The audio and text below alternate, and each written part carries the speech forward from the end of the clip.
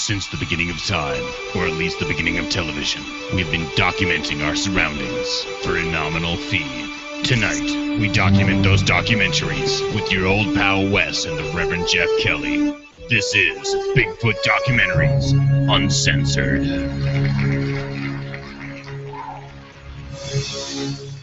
That's right, you bloody idiots. If you don't know what uncensored means, you're going to find out tonight. That is for sure. We're talking about The Legend of Bigfoot, 1976 by Ivan Marks, and I am your host, the Reverend Jeff Kelly. With me, as always, for these Bigfoot documentaries uncensored, is indeed your old pal Wes of WesLosner.com. How you doing, buddy?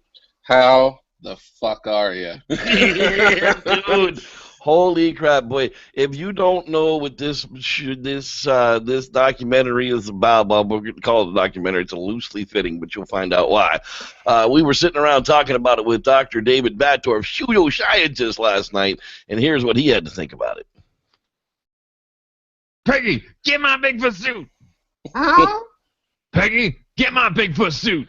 Yes, okay. Indeed, we are talking about that Ivan Marks. Holy crap, dude. Tell me about it, Wes. How was it starting out for you, man? Man. When was the first time you saw this documentary? Okay, you know what? Probably, I would say just a couple of years ago I came across this one, because I didn't know too much about this dude. And it started out, he dubbed it like Godzilla. I mean, like old school Godzilla, and okay, well, let's start out with it. Basically, this is the Ivan Marks highlight reel. Okay, yeah. So him and his wife Peggy got in their RV after they retired from Disney animal handling and film production. Cough, cough. They traveled around in their RV for 10 years, basically taking photographs and films of wildlife. And for like the first 20 minutes of this documentary, that's what we get to hear about. We get to hear about how much of a pimp Ivan Marks really is. Yeah, I got coyote pups, and I'm a tracker. I go after renegades. Renegade bears, that's right. Yeah. I go and hunt down those so that others might live. Yeah, I mean, he's basically feeding us how good of a person he is and how good of a tracker and a hunter and everything else he is. But when you start out with a documentary, hi, I'm Ivan Marks, and what you're about to see is 100% real, you might as well just stop right there and raise a red flag. Flag on the plate for bullshit. We're not even 5 minutes into the show, and there's already a bullshit flag on the play. What do you say, man? Yeah, especially with it being dubbed, so he's not even really saying that. So, yeah, if you could get through that and it moves on, and then he, gets called out, and when he finally, because seriously, it takes about 20 minutes, like you said, to even say Bigfoot. Yeah. Definitely. And then he goes out to the Kodiak, and he's getting called in for this, like, rogue bear that's killing cattle, and and he's getting called out because he's the man. So he gets out there, and the rancher, it ain't a bear that's killing my cattle. It ain't no bears killing my cattle, no. And sure enough, they found themselves a brown bear there laying dead on the ranch with its neck broken. Now, it was in rigor mortis, and half of it was asshole was eaten out by whatever was down there munching on it. I don't know how he could really tell what was done before it actually died. It could have died of just old age, just fell the fuck over, and something came along and ate it. But, he is the man, he is the pimp. But what are these strange tracks next to it? Yeah. That's when the Bigfoot comes in. You could actually make a drinking game out of this one, or a SWAT game out of this one. Every time he says the word Bigfoot after 20 minutes in, you got to either do a SWAT or take a drink. Yeah. But, yeah, okay, so then that's what started his whole obsession. And he puts out an ad in the paper, and then, he's asking for everyone to send in their sightings, to him. And then they cut away because he's the man. This guy goes out fucking hiking with mountain lions Oh, no, that was his pet. That was one of his pets. He had raised that mountain lion, and that mountain lion now had kits, and she took him over to see the kits because, yeah, I mean, dude was literally running around with ultimate squatching. Right yeah, there. but you have to remember they were animal handlers for Disney. Disney had lots of big cats in their care. Who knows when that footage was actually taken? Because the dude's like Dick Clark. He never aged. He always looked like he did in that documentary. It's all that maple syrup, the mountain men. That's when the men were men and the women were men and everybody was hairy. Yeah.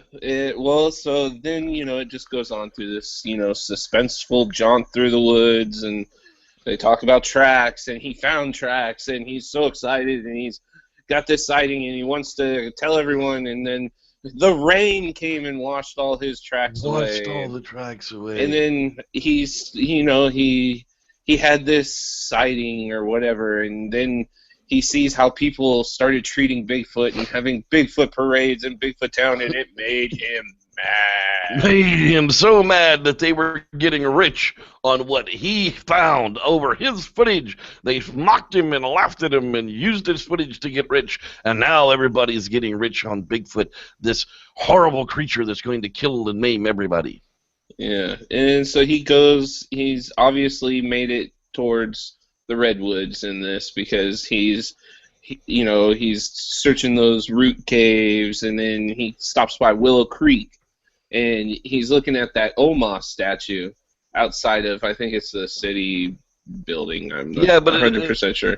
They made it look like it was out in the forest somewhere that Indians had led him to it or something, but it's like right at the edge of City Hall. Yeah, and so he's talking about it, and he says that that's what, he said he saw. It looked like what he saw, and I don't know. He was one of those guys that, after he had that experience, Bigfoot was everything, Well, there's a reason that he is Tom Biscardi's mentor, too.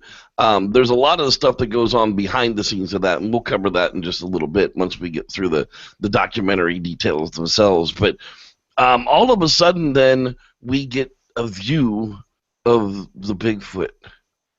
Yeah. I got an image of it here. Let's bring it up. This is Ivan Marks' attempt at a Bigfoot costume in his videos, and all of the Bigfoots are using the same costume. It's very, very strange. Mm-hmm.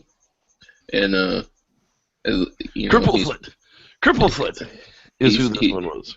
He's packing there. Well, yeah, that was one of the things I was going to ask. Is like, did he actually dangle the balls off of it, or I don't know what is it, or ripping the costume and they're just hanging down like that? I don't know, but boy, he sure did go for realism on the Bigfoot costume. So all of a sudden, he's up in Bossburg, Washington, where they found the Cripplefoot tracks and the handprint, and now all of a sudden he's got film of Cripplefoot limping the hell around out there in California. Yep, and science rejected my proof. That's right, rejected me outright. Wouldn't even listen to a thing I had to say. It couldn't be true.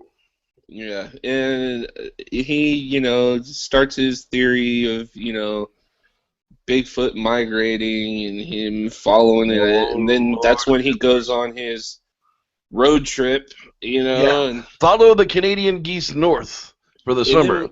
That's where Bigfoot must breed. We get to the squirrels in love. Oh, the squirrels in love. We're so happy. These little chipmunks They're kissing. and they have no abandonment for anything. Beautiful little music. Da-da, hawks da-da, flying from above. Beautiful meadow. Screeching halt. Smashed. One of the car obliterates squirrel. Other squirrel comes in, does squirrel CPR.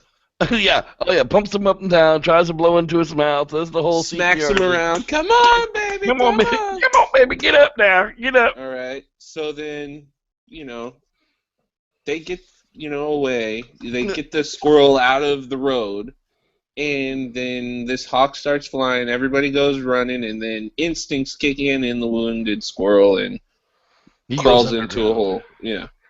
So then he goes on, after they showed that 11 minutes 11 of minutes of the squirrel. squirrel.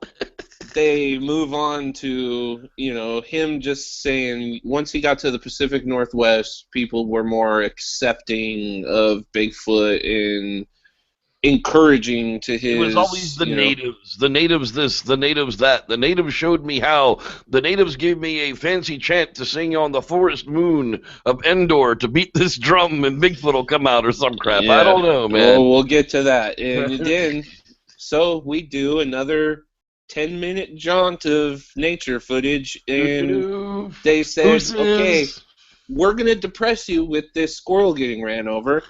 Here, have some fucking goats committing suicide.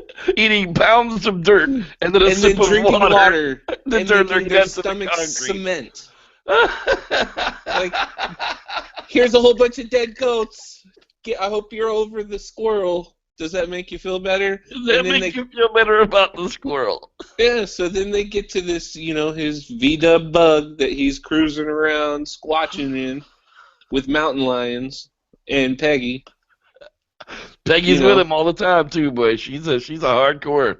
So then he goes to the Yukon, Gold Country, and he has this theory that Bigfoot throws the dead bodies. They travel with the dead all the way up to the glaciers, and that's why you can't find bones, is because they throw them in like the crevices. And, the nice cracks of the glaciers. Yeah.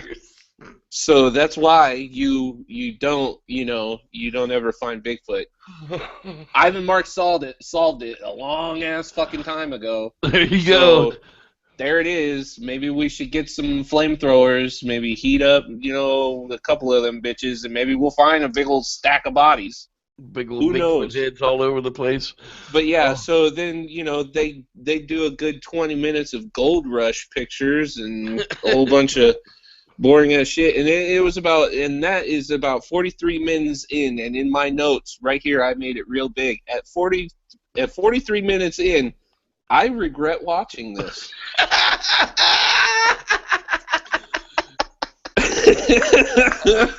God bless you, man. I have seen this so many times. I love it for the entertainment value of it. You want to get lit up with your friends and sit around on a Friday night and just giggle away at something. I get it. I get that. I do. However, but for Bigfoot research value, for this show, for our viewers, I watched these. I've watched them before, a long time ago. But for the show, I watched these like maybe 4 or 5 times, just so I know what I'm saying.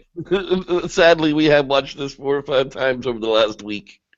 And I hate this one. I'm absolutely sick of this one too. Okay, so then they go to. Oh Lord.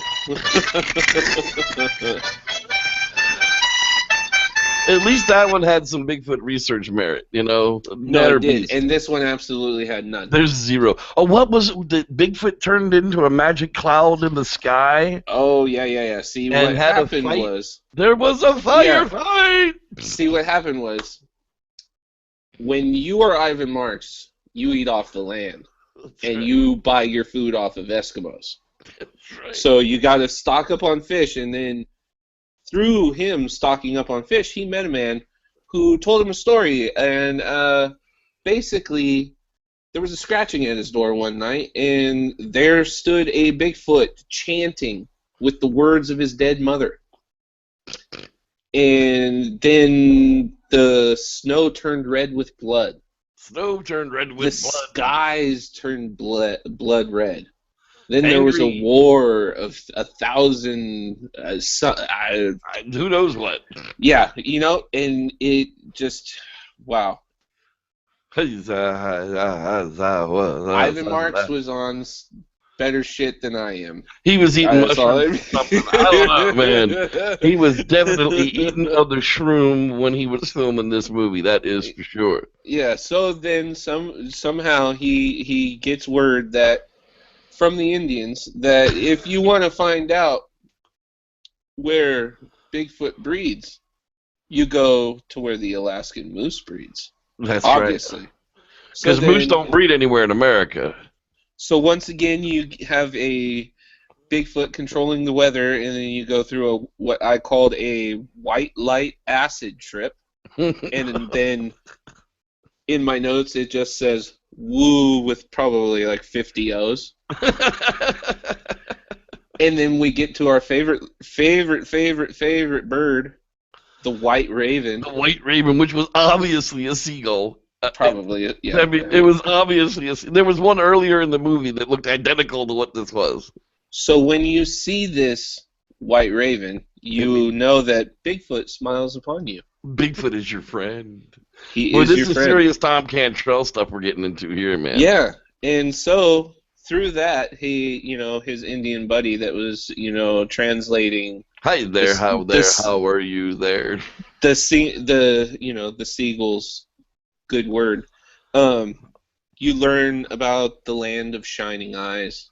The land of shining eyes. The chant to receive the glowing eyes. The glowing eyes. Now, even Mr. Matt Moneymaker likes flashlight-eyed Bigfoots. Yeah, the LED eyes. That. I just don't see how that would be possible. However, but so, and then he does this chant.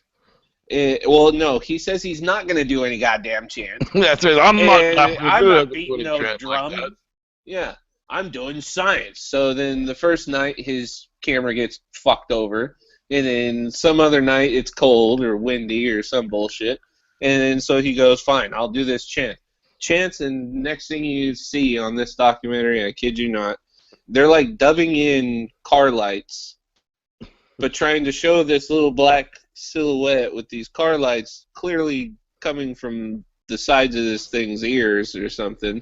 Who knows?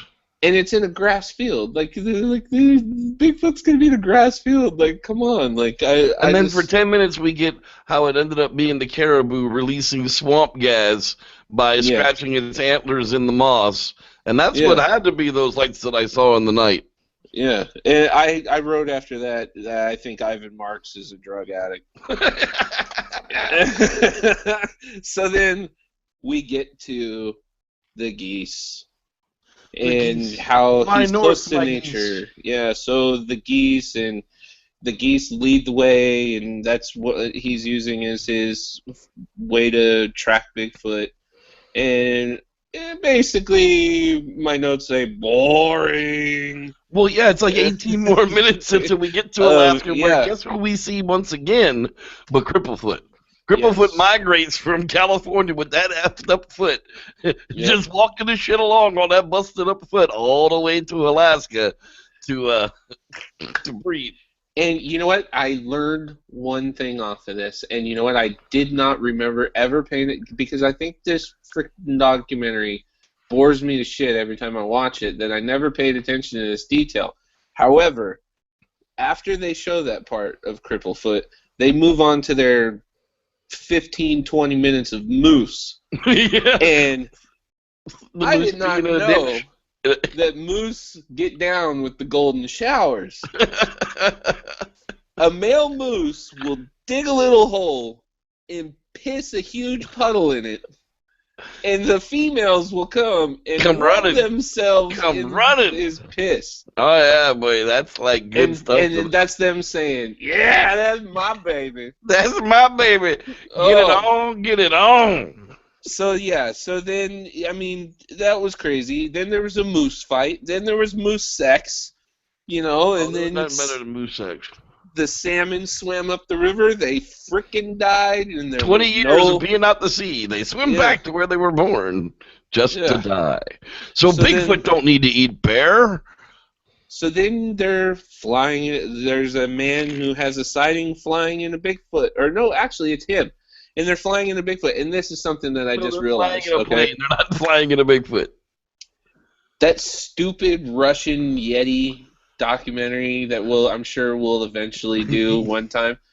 That Russian documentary used that footage of Ivan Marks's little youngin that this airplane thing shows. Yeah, and the footage wasn't ever from the airplane. The footage was always like from across the creek. And they just acted like they could see it from the plane, and then they landed, and it disappeared. Well, the camera guy was standing there filming the damn thing. Where did it go? Yeah, so basically, after that sighting, they give you a minute of Bigfoot in between about 40 minutes of animals and how great Ivan is. And it basically shows some wolves slaughtering a caribou. And then they get to... Bigfoot's going to eat caribou too, though. Yeah, so then they get to the beaver swamp. The beaver swamp. The geese are there. Oh. Guess who shows up? Cripplefoot. And his little buddy. His little juvenile buddy. That was Peggy in the little suit, by the way. Yeah, and it was the most extraordinary thing he's ever seen. But the odor was overwhelming, but yet he came to a realization.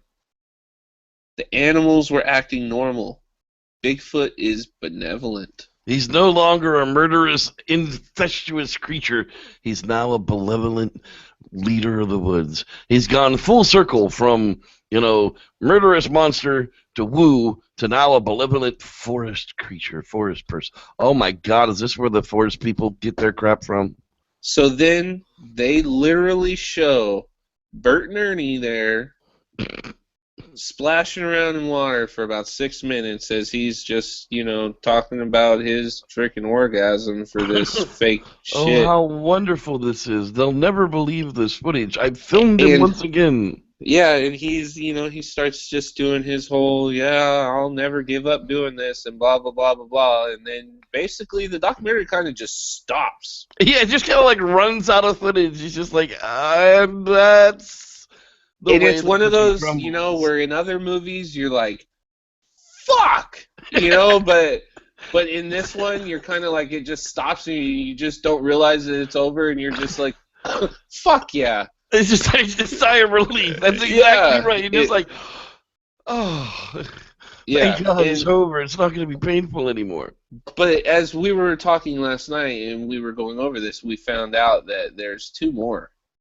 After this. There are 2 more Ivan Marks documentaries, and we're having a hard time getting our hands on them. So if anybody out there actually has a link to them, send it my way, because we would like to cover them. But unfortunately, that's really not going to happen until we can find somebody's super secret link, because they're definitely not listed on YouTube anywhere that I can find them anyhow. Well, we'll eventually find them for sure. That is for sure. Well, let's give a little bit of updated details to the Ivan Marks story itself. Peter Byrne, back in 2003, wrote this big old expose on his dealings with Ivan Marks, and it was, to say the least, revealing. At one time, there was a deal between Peter Burns and Ivan Marks. Now, Ivan Marks had worked for Peter Burns, if I'm not mistaken. It was for a few years, for 3 years. He offered to sell him some Bigfoot footage for $25,000. There was some hemming and some hawing going around, but basically, the film was in the possession of Burns' lawyers. And while everything came out to be, he went ahead and had the lawyers open the film canister and view what was inside of it. And what he had sent them was 100 feet of old Disney stock of black and white cartoon characters. So it turns out, all in all, Ivan Marks never had any real Bigfoot footage of anything ever, and he convinced his wife Peggy to hang out in a Bigfoot suit in the woods, maybe even putting her life in danger at that point. At that time, people were looking to kill Bigfoot all over the place at that time. Peggy, you know what? Get my Bigfoot suit. Huh? Peggy, get my Bigfoot suit. Okay. I mean, is that really how it went down? Okay, baby, I'll be right there.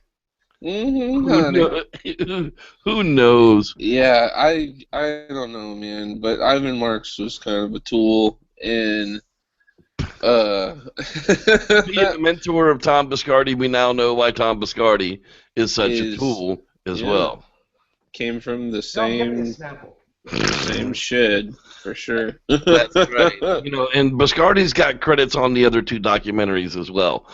He was credited in this one as well. So, it's just one of those things. Be careful of who you watch and what you watch it for. But this one, watch it for entertainment purposes, definitely not for research purposes. Yeah, smoke a big fat joint and just I don't know. Yeah, but oh man, you got to make it fun, because if it's not fun for you, you're just trying to take notes on it. It put me to sleep. A couple of times. Absolutely. Well, that's going to do it for us, guys. That's going to wrap us up for this edition of the Bigfoot Docs Uncensored. Next week, we'll be talking about, guess what? Sasquatch, the legend of Bigfoot. That's right. A year later, somebody made another documentary with the exact same title. So that's going to be awfully confusing. Absolutely. I think I even started watching it, the first 10 minutes of it, and so this is going to be another one where your old pal Wes is going to be really, really honest. All right, guys. Well, that's going to do it for us. Tonight's episode has been brought to you in part by Sasquatch Coffee, squatchcoffee.com. Go get your Bigfoot blend. I start it out every day. And with WesLostner.com. Go out and check out all the Squatchy art. Ink. The jars are up there for sale. Thanks for watching. For Wes and myself, may the Squatch be with you.